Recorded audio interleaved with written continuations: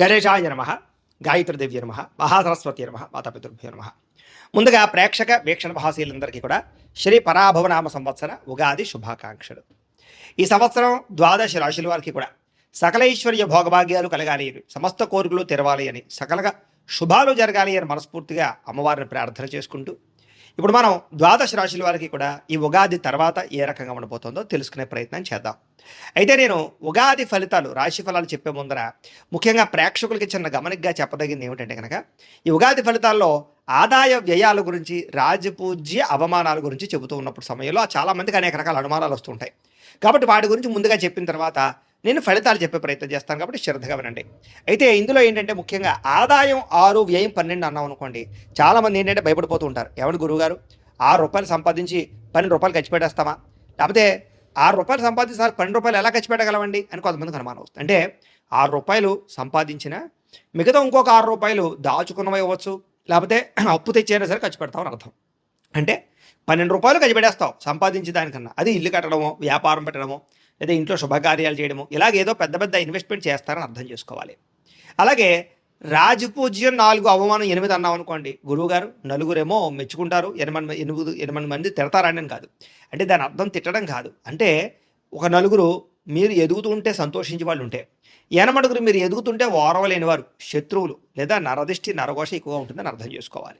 కాబట్టి ఈ రకంగా ద్వాదశ రాశుల వరకు కూడా ఈ విషయాన్ని ముందుగా అర్థం చేసుకోవాల్సిందిగా తెలియజేస్తూ ఇప్పుడు మనం ముఖ్యమైనటువంటి ద్వాదశ రాశుల వారి యొక్క సంవత్సర ఫలితాలు ఎలా ఉన్నాయో తెలుసుకునే ప్రయత్నం చేద్దాం. ఇక సింహరాశి వారికి సంబంధించి పరాభరామ సంవత్సరంలో ఉగాది ఫలితాలు ఎలా ఉన్నాయి, సంవత్సర ఫలితాలు చూద్దాం. అయితే ఎవరెవరు ఈ సింహరాశిలోకి వస్తారయ్యా అన్నట్లయితే కనుక, మఖా నక్షత్రం 1, 2, 3, 4 పాదాల వారు, పుబ్బా నక్షత్రం 1, 2, 3, 4 పాదాల వారు, ఉత్తరా నక్షత్రం 1వ పాదం వారు కూడా సింహరాశిలోకి వస్తారు. అయితే పేరును బట్టి చూసుకునేటటువంటి వారు, మీ పేర్లో మొట్టమొదటి అక్షరం కనుక మా, మీ, ము, మే, మో, టా, టీ, టూ, టే ఈ అక్షరాలతో మీ పేరు ప్రారంభమైతే మీ అందరిది సింహరాశి అవుతుంది. కాబట్టి సింహరాశిని చూసుకోండి. ఈ సంవత్సరం మీకు ఆదాయం 5, వ్యయం 5గా కనపడుతుంది. అంటే వచ్చిన డబ్బులు వచ్చినట్టే ఖర్చు అయిపోతున్నాయి. కాబట్టి ఖర్చుల విషయంలో, డబ్బుల విషయంలో చాలా జాగ్రత్తలు తీసుకోవాలి. అలాగే రాజ్యపూజ్యం 7గా కనపడుతోంది, అవమానం కూడా 7గా కనపడుతుంది. అంటే మిమ్మల్ని తిట్టేవాళ్ళు, కించపరిచేవాళ్ళు లేదా శత్రువులు బాగా పెరుగుతున్నారు. దాంతోపాటుగా మిమ్మల్ని పూజించే వాళ్ళు కూడా తక్కువగా, సమానంగానే ఉన్నారు. మెచ్చుకునే వాళ్ళు కూడా తక్కువగానే ఉన్నారు. కాబట్టి తత్వ జాగ్రత్తలు తీసుకోవాలి. ఈ సంవత్సరం ప్రతి వ్యక్తితోటి జాగ్రత్తగా మాట్లాడాలి. కుటుంబ కలహాలు, భార్యాభర్తల మధ్య తగాదాలు, మానసిక స్పర్ధలు, అనుమానపు ఆలోచనలు, తప్పుడు నిర్ణయాలు కనపడుతున్నాయి. జాగ్రత్తగా ఉండాలి. ఈ సంవత్సరం మీ యొక్క గోచారం చూసుకున్నట్లయితే కనుక, గురుడు జూన్ 1వ తారీఖు దాకా కూడా ఏకాదశ స్థానంలో ఉండి జూన్ 2వ తారీఖు నుంచి వ్యయ స్థానంలోకి ప్రయాణం చేస్తున్నాడు. శని ఈ సంవత్సరం అంతా కూడా అష్టమ స్థానంలో సంచారం చేస్తూ ఉన్నాడు.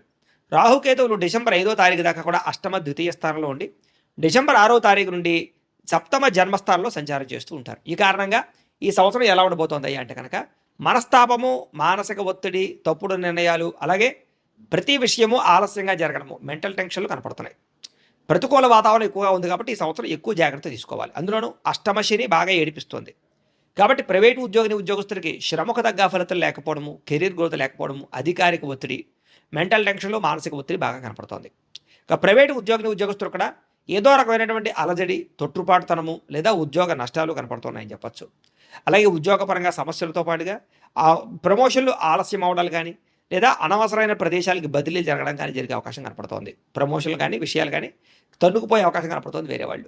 ఇక గవర్నమెంట్ ఉద్యోగస్తులందరూ కూడా ఒడిదుడుకులతో కూడుకున్నటువంటి ఉద్యోగాలే కనపడుతూ ఉన్నాయి.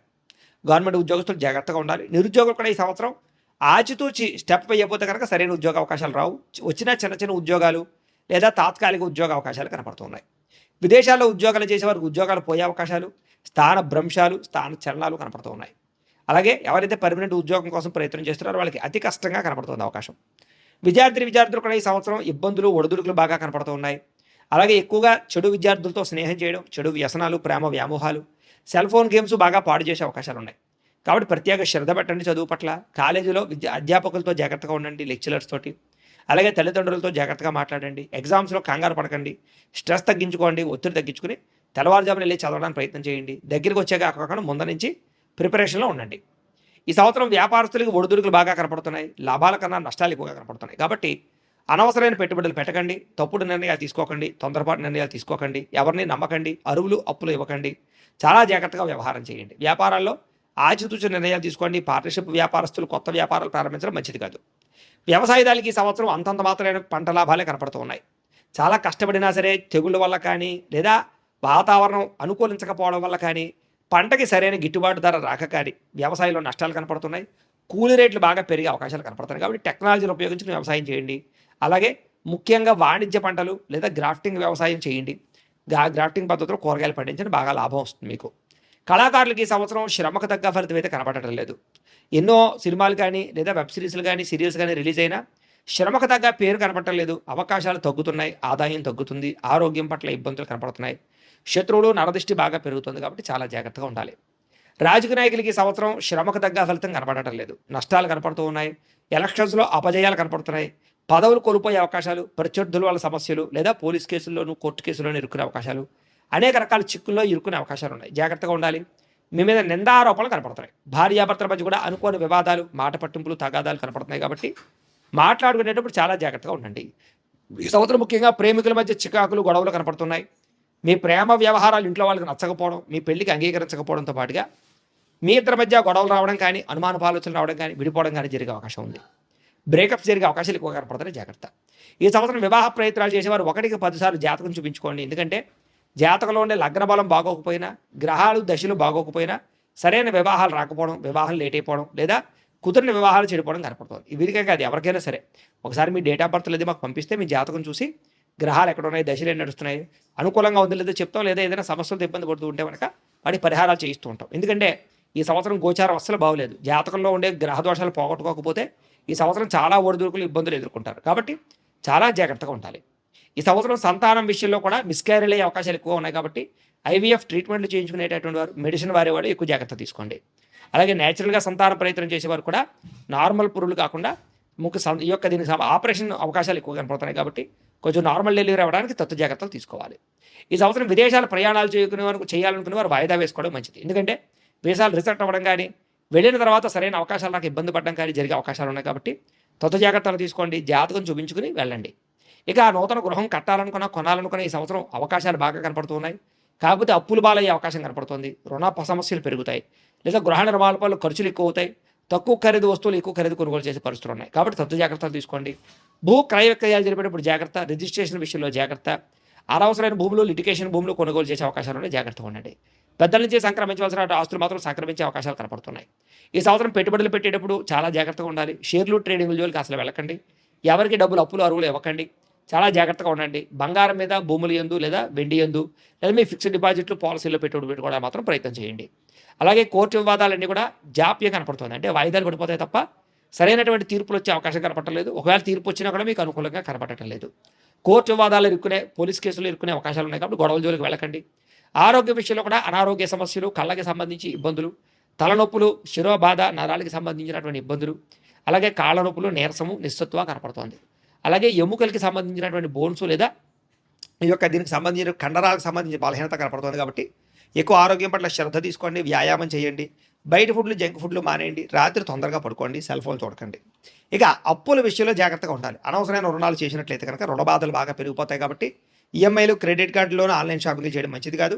ముఖ్యమైనటువంటి వాహనాలు, యంత్ర పరికరాలు లేదా వ్యాపారాల కోసం పెట్టే పెట్టుబడుల కోసం తప్పులేదు. గృహాలు కొనడం కోసం పెట్టే పెట్టుబడుల కోసం అప్పు చేసినా తప్పులేదు. ఇక ప్రయాణాలు చేసేటప్పుడు జాగ్రత్త, చిన్న చిన్న ప్రమాదాలు లేదా నష్టాలు కనపడుతున్నాయి. కాబట్టి ప్రయాణాలు జాగ్రత్తగా చేయండి. దూర ప్రయాణాలు లేదా తీర్థయాత్రలు చేయడానికి అవకాశాలు బాగా కనపడుతున్నాయి. ఈ సంవత్సరం వివాహేతర సంబంధాలు, ప్రేమ వ్యామోహాలు, కామ కోరికలు పెరిగిపోతాయి. కాబట్టి స్త్రీ పురుష సంగమాలు ఎక్కువగా ఉన్నాయి. తత్వ జాగ్రత్తలు తీసుకోండి. అనవసరమైన వ్యక్తులతో కలవకండి. స్త్రీలు కూడా పరపురుష వ్యామోహం వల్ల, తప్పుడు నిర్ణయాలు తీసుకోవడం వల్ల, అనవసరమైనటువంటి సంపర్కాలు పెట్టుకోవడం వల్ల కుటుంబానికి దూరమయ్యే అవకాశం ఉంది. జాగ్రత్త. ఉద్యోగాలు చేసే చోట ఎవరో ఒకరు మిమ్మల్ని కోసం బాగా ఫ్లడ్ చేయడానికి ప్రయత్నం చేస్తూ ఉంటారు. అలాగే వ్యాపారాలు చేసే చోట ధన నష్టం కనపడుతుంది. ఆరోగ్య హాని, కుటుంబంలో వివాదాలు, నిందారోపణలు, అలాగే భర్తతో సౌఖ్యం లేకపోవడము, కుటుంబంలో అపార్థాలు కనపడుతున్నాయి. జాగ్రత్తగా ఉండాలి. ఈ సంవత్సరం మీకు అదృష్ట సంఖ్య 1, 4గా కనపడుతోంది. కలిసి వచ్చే వారాలు ఆదివారము, సోమవారము, బుధవారము బాగా కలిసి వస్తున్నాయి. కలిసి వచ్చేటటువంటి రంగులు ఆకుపచ్చ రంగు, తెలుపు రంగు మీకు బాగా కలిసి వస్తుంది. అయితే ఈ సంవత్సరం గోచార దోషాలు ఉన్నాయి. కాబట్టి ఇంట్లో లేదా మీరు జపాలు, హోమాలు చేయించుకోవడం మంచిది. అయితే ఏం జపాలు చేయించుకోవాలంటే కనుక రాహుకి, కేతువుకి, కుజుడికి, గురుడికి, శనికి కూడా జప తర్పణ హోమాలు చేయించుకోవడము, లక్ష్మీ గణపతి హోమము, సుదర్శన హోమము, మన్యసూక్త హోమము, నవగ్రహ హోమము చేయించుకున్నట్లయితే కనుక ఈ సంవత్సరం మీకు దోషాలన్నీ తొలగి చాలా అనుకూలంగా ఉంటుంది. అయితే ఈ జపాలు, హోమాలు చేయించుకోవాలని కుతూహలం ఉన్నట్లయితే మమ్మల్ని సంప్రదిస్తే మా పేటలో ఉండే బ్రాహ్మణులతో మేము చేయించి పెడతాం. కాబట్టి మమ్మల్ని సంప్రదించవచ్చు. ఇక ఇంట్లో చేసుకోవాల్సిన పరిహారాలు ఏంటంటే కనుక 16 సోమవారాల వ్రతం కానీ, సంకష్టహర చతుర్థి వ్రతం కానీ, లేదా సప్త శనివారాల వ్రతం కానీ, లేదా ప్రతి పౌర్ణమి రోజు ఏకాదశి రోజు సత్యనారాయణ స్వామి వ్రతం కానీ ఇంట్లో చేసుకున్నట్లయితే మీకు ఈ సంవత్సరం అంతా కూడా గ్రహ దోషాలు తొలగడమే కాదు, దేవతానుకూలత కూడా కలిగి ఈ సంవత్సరం అంతా మీకు శుభప్రదంగా ఉంటుంది అని తెలియజేస్తూ, అయితే ప్రేక్షకులకి ముఖ్యంగా మనకి ఏమిటయ్యానట్లయితే కనుక ఇప్పటిదాకా మేము చెప్పినటువంటి ఈ ఫలితాలన్నీ కూడా గోచార ఫలితాలు, అంటే ఈ రాశిలో ఉండేటటువంటి కోటాను కోట్ల మంది అందరికీ వర్తిస్తాయి. కాబట్టి ఆ రకంగా వినే ప్రయత్నాన్ని చేయండి. ఒకవేళ మీ పర్సనల్ జాతకం అంటే మీకు ఒక్కరికి ఎలా ఉందో తెలుసుకోవాలి అన్నా, లేదా ఏదైనా సమస్యలతో ఇబ్బంది పడుతూ ఉన్నా, దానికి మీ date of birth, time, place of birth, మీ పేరు మా వాట్సాప్ నెంబర్కి మెసేజ్ పెట్టినా, లేదా మాకు ఫోన్ చేసినా కూడా మీ జాతకం ఎలా ఉందో చూసి చెప్పే ప్రయత్నాన్ని చేస్తాము. లేదా ఏదైనా సమస్యలతో ఇబ్బంది పడుతూ ఉంటే కనుక వాడికి పరిహారాలు చెప్పడం కానీ, లేదా పరిహారాలని మా పీఠంలో ఉండే బ్రాహ్మణ ద్వారా జపాలోని, మండపారాధనలని, అభిషేకాలు, తర్పణాలు, హోమాలు ఇవన్నీ కూడా చేయించే ప్రయత్నం చేస్తాం. లేదా మీరు స్వయంగా వచ్చి పాల్గొన్నా కూడా మీ చేత కార్యక్రమాలు కూడా నిర్వర్తింపజేసే ప్రయత్నం చేస్తాం. కాబట్టి చక్కగా ఈ సంవత్సరం అంతా కూడా మీకు సుభిక్షంగా ఉండడానికి చక్కగా జపాలు, హోమాలు చేయించుకున్నట్లయితే మీకు చాలా బాగుంటుందని ప్రత్యేకంగా తెలియజేస్తూ, అలాగే చాలా భవిష్యత్తులో మీకు ఇంకా అభివృద్ధిలో ఉండడానికి చక్కగా ప్రతిరోజు ఇంట్లో దేవతారాధన చేసుకోండి అని ప్రత్యేకంగా తెలియజేస్తూ, స్వస్తి ప్రజాభ్య పరిపాలయంతాం న్యాయేన మార్గేణ మయి మయీషాః గోబ్రాహ్మణేభ్యः శుభమస్తు నిత్యం లోకాः సమస్తాः సుఖినో భవంతు. స్వస్తి.